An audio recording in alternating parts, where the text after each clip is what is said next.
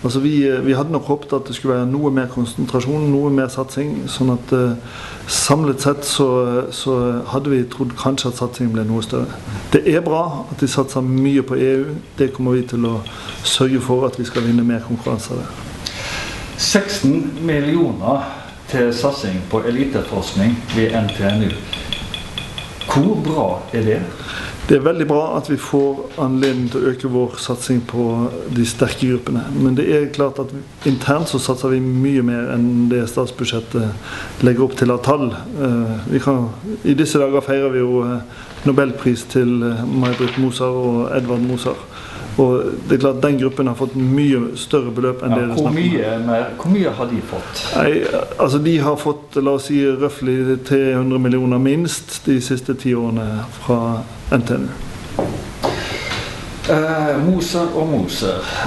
De blitt feiret, og de skal feires mer på denne dagen, altså hvor statsbudsjettet kommer frem.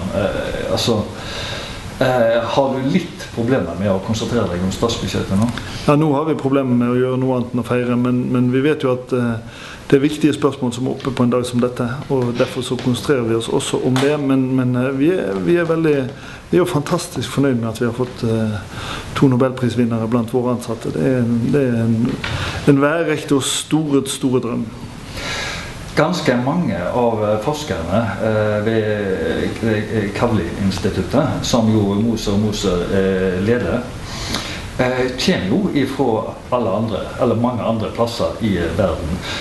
Et annet forslag i statsbudsjettet da å innføre skolepenger for studenter som kommer fra land utenfor EØS-området. Hva synes du om det? Jeg tror et samlet rektorkorps, en samlet sektor har vært veldig skeptisk til å innføre skolepenger ved norske universiteter og høyskoler. Det vi fortsatt. Vi ser at det innføres nå. Vi må jo diskutere hvordan vi skal forholde oss til det. Det ikke slik at vi pålegges å innføre skolepenger, men vi får en reduksjon i budsjettet vårt som tilsier at skal vi hente det inn igjen, så gjør vi det gjennom skolepenger. Vi må diskutere det. Ser du forskjell på dette blå-blå budsjettet og tidligere rødgrønne budsjett? Jeg tror jeg ser en dreining i retning av mer satsing på elite, mer satsing på kvalitet. Men jeg ser ikke at man i så stor grad som jeg kanskje hadde håpet tar inn over seg at kvalitet koster, og at den satsingen må gjøres. Derfor så er jeg veldig opptatt av at vi nå fremover også må hegne om det handlingsrommet som universitetene selv har, sånn at vi kan fortsette vår satsing på de beste underviserne, de beste forskerne, sånn at vi kan fortsette for eksempel satsing på tematiske satsingsområder ved NTNU. Det blir viktig for oss, og det kommer vi til å diskutere mye, både internt og med politiske myndigheter.